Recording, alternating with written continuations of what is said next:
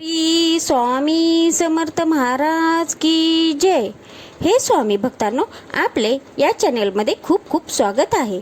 मी स्वामी सेवेकरी आपणास ऐकवत आहे. स्वामींनी त्यांच्या जीवनात केलेल्या लीला कथा सोप्या भाषेत मी आपणास ऐकवत आहे, तरी त्या तुम्ही शेवटपर्यंत जरूर ऐकाव्यात. आपण अनंतकोटी ब्रह्मांड नायक अक्कलकोट निवासी श्री स्वामी समर्थ माऊली यांचे सर्व जीवनकार्य बघितले असता ते फक्त लोककल्याणासाठी समर्पित होते असे दिसून येते. अज्ञानाचा अंधकार नाहीसा करून जो ज्ञानाच्या प्रकाशाने मानवाचे अवघे जीवन उजळून टाकतो तो खरा गुरु असतो. त्या अर्थाने पाहिले असता श्री स्वामी समर्थ महाराज खरे गुरुच म्हणले पाहिजेत. श्री स्वामींनी समाजातील अंधश्रद्धा दूर केली, लोकांना भक्तीचा खरा मार्ग दाखवला, माणुसकीची आणि प्रेमाची शिकवण दिली. जगात कष्टाला पर्याय नाही म्हणून कष्ट करा आणि पोट भरा असा संदेशही स्वामींनी दिला आहे. अनिष्ट रूढी, लबाडी, ढोंगीपणा आणि बोवाबाजी करणाऱ्या समाजशत्रूंची त्यांना चीड होती. सत्याची कास धरा, खरा देव ओळखा आणि मनापासून देवाची भक्ती करा असे स्वामी सांगत असत. श्री स्वामींनी लीला केल्या, पण त्या लोकांची धर्मश्रद्धा वाढावी म्हणून संकटकाळी स्वामी मदतीला धावून येतात. मात्र त्यांना मनापासून हाक दिली पाहिजे. भिवू नकोस, मी तुझ्या पाठीशी आहे असाच संदेश त्यांनी दिले आहेत. चला तर आज आपण 35वी त्यांची लीला पाहणार आहोत, कथा पाहणार आहोत. ब्राह्मणाला धनलाभ आणि 36वी कथा कृपावंत स्वामी. चला, श्री स्वामी समर्थांचे कार्य दाही दिशेला पोहोचत होते. श्री स्वामींच्या कृपाशीर्वादाने मोठ्या प्रमाणावर जनकल्याण होत होते. स्वामींचा जय जयकार अनेक सेवेकरी अखंडपणे करीत होते. स्वामींच्या दर्शनासाठी आलेल्या भक्तांच्या मनोकामना स्वामी कृपेने पूर्ण होत होत्या. मठात गर्दी मावत नव्हती. अनेक राज्यातून लोक दर्शनाला येत होते. अक्कलकोटला त्या काळात गोविंदबुवा भट नावाचा एक स्वामी भक्त होता. तो अत्यंत गरीब होता. अक्कलकोटात भिक्षुकी करून तो आपल्या कुटुंबाचा उदरनिर्वाह करीत होता. पण तेवढे करूनही त्याच्या कुटुंबाचे भरणपोषण होत नव्हते. तरी स्वामींचे नित्यदर्शन त्याने टाळले नाही.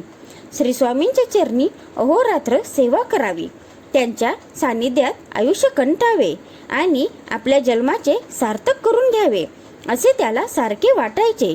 पण प्रपंचाच्या व्यापातून त्याची सुटका होत नव्हती. श्री स्वामी समर्थांच्या पायाशी बसून आपल्या मुलाबाळांच्या पोटापाण्याची काहीतरी सोय करा अशी विनंती करावी अशी इच्छा त्यांच्या मनात अनेकदा निर्माण व्हायची. पण संकोचाने गोविंदबुवा काही बोलत नसत. ते विद्वान होते, धर्मशास्त्राचे त्यांना ज्ञान होते, पण तरीही त्यांच्यावर उपासमारीची वेळ यायची. एकदा मनाचा निर्धार करून गोविंदबुवा श्री स्वामींच्या दर्शनासाठी आणि आपल्या मनातील इच्छा बोलून दाखवण्यासाठी श्री स्वामींच्या मठात गेले. स्वामींच्या पुढे जाऊन बसले. त्यांची पाळी आल्यावर त्यांनी स्वामींच्या पायांवर डोके ठेवले. दर्शन घेऊन ते पुन्हा आपल्या जागेवर जाऊन बसले. आपल्याला स्वामींशी बोलायला कधी संधी मिळते याची ते वाट पाहत बसले. मठात भाविकांची, दर्शनार्थींची गर्दी होती. ती कमी होईना, त्यामुळे गोविंदबुवांना बोलता येईना. श्री स्वामी तर पूर्ण अंतर्ज्ञानी, त्यांच्यापासून काहीही लपलेले नाही. गोविंदबुवांच्या मनातील इच्छा देखील श्री स्वामींनी बरोबर ओळखली. गोविंदबुवांना आपल्या जवळ बोलावून ते म्हणाले, बुवा आपल्या घरी जा. घराच्या परसबागेत फुलांचे एक झाड आहे, त्याच्या मुळाशी खणा. जे मिळेल त्यावर समाधान माना आणि सुखाने जगा. श्री स्वामींची आज्ञा घेऊन गोविंदबुवा घरी आले. कुदळ घेऊन परसबागेत गेले. श्री स्वामींवर विश्वास ठेवून फुलाच्या झाडाखाली खणले. झाडाच्या मुळाशी खोल खड्डा केल्यानंतर त्यांना तिथे विपुल धनसाठा सापडला. तो धनसाठा बघून गोविंदबुवा आणि त्यांच्या कुटुंबियांचे डोळे दिपले. सर्वांना मोठा आनंद झाला. बुवांचे दारिद्र्य संपले होते. त्यांना सुखाचे दिवस आले. ही सारी श्री स्वामींची कृपा. त्या दिवसापासून गोविंदबुवा अखंडपणे श्री स्वामींच्या सेवेत राहिले. त्यांनी अनेक वर्ष मनोभावे श्री स्वामींची सेवा केली. स्वामींची सेवा म्हणजे आपण नामस्मरण श्री स्वामी समर्थ हे केले तरीही चालेल. आपण नेहमी चालता बसता उठता असे नामस्मरण सतत तुम्ही तुमच्या मुखात असू देत. हे मी सर्व भक्तांना सांगते. जे कोणी ऐकत आहे त्यांनी अनेक आपल्या नातेवाईकांनाही मित्रमंडळींनाही हे शेअर करावे. त्यामुळे त्यांनाही ही काही सेवा आहे तेही कळेल, त्यांच्या लीला कळतील आणि अनेक लोकांपर्यंत ते पोहोचेल. त्याचबरोबर या चॅनेलला लाईक, कमेंट, शेअर, सबस्क्राईब जरूर करावे. आता आपण पाहूया पुढची कथा. कृपावंत स्वामी. अक्कलकोट आणि पंचक्रोशी स्वामीमय झाली होती. श्री स्वामींच्या कृपेने सर्वत्र भक्तीची पताका फडकत होती. भक्तांना स्वामींच्या शक्तीची अनुभूती येत होती. जिल्ह्याच्या बाहेरही स्वामींची कीर्ती पोहोचली होती. अहमदनगर जिल्ह्यात एक ब्राह्मण श्री स्वामींचा भक्त होता. त्याची पत्नी सुशील, सुगरण आणि श्री स्वामींची भक्त होती. एकदा दोघांच्या मनात असा विचार आला की आपण अक्कलकोटला जावे आणि स्वामींना आपण स्वयंपाक करून खाऊ घालावा. तेथे काही दिवस राहून स्वामींचा आशीर्वाद घेऊन परत अहमदनगरला परत यावे असा विचार मनात येताच दोघांनी सर्व तयारी केली आणि अक्कलकोटला आले.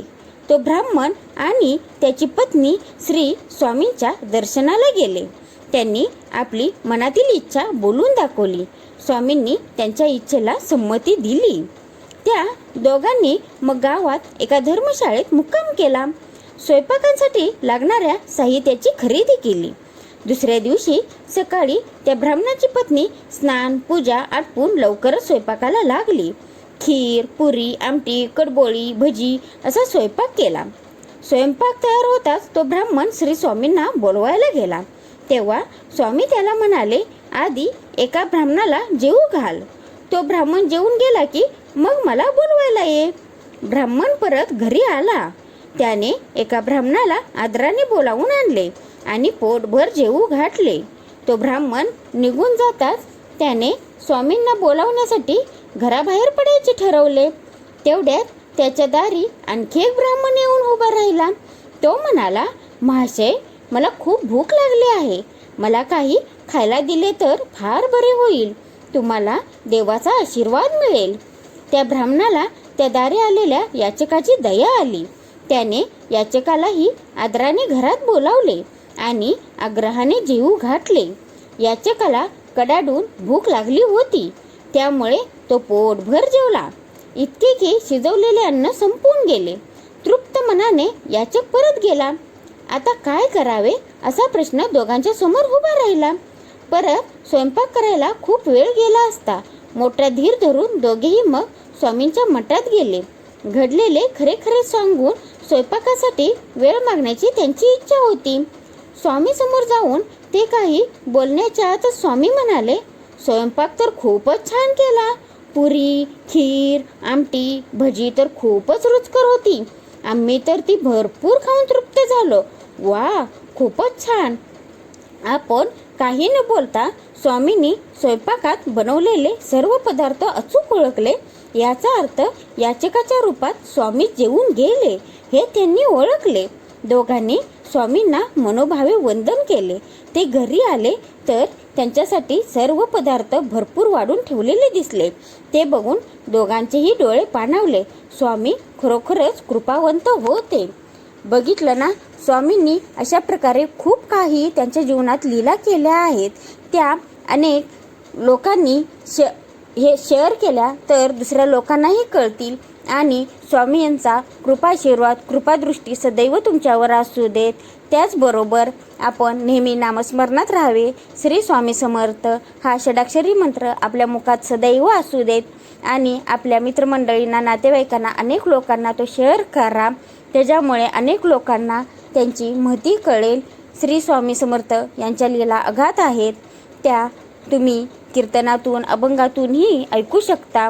त्याचप्रकारे अशा प्रकारेही कथा ऐकू शकता आणि तुम्ही त्या केल्यामुळे ते लाभ अनेक होतील. संकटे तर आपल्याला नेहमी येतात, पण त्या संकटात नेहमी स्वामी आपल्याबरोबर असतात हे नेहमी लक्षात ठेवा. जे भोग असतात त्याच्यामुळे ती संकटे येतच असतात. प्रारब्धात भोग भोगावेच लागतात हे मी आपणास सांगते. पण जेव्हा भोग संपतात तेव्हा स्वामी एवढे देतात की तुम्हाला ते ओंजळ भरून घ्यायलाही कमी पडतं. श्री स्वामी समर्थ हे खूपच दयावंत आहेत, कृपावंत आहेत. तुम्ही स्वामींची सेवा नेहमी करावी ही माझी मनापासून आपणास विनंती आहे. आजची केलेली सेवा मी श्री स्वामींचरणी अर्पण करते. काय चुकलं असेल तर त्यांनी मला माफ करावे. आणि त्याचबरोबर श्री स्वामी समर्थ हा जप आपण अखंड म्हणावा. श्री स्वामी समर्थ. जय जय स्वामी समर्थ.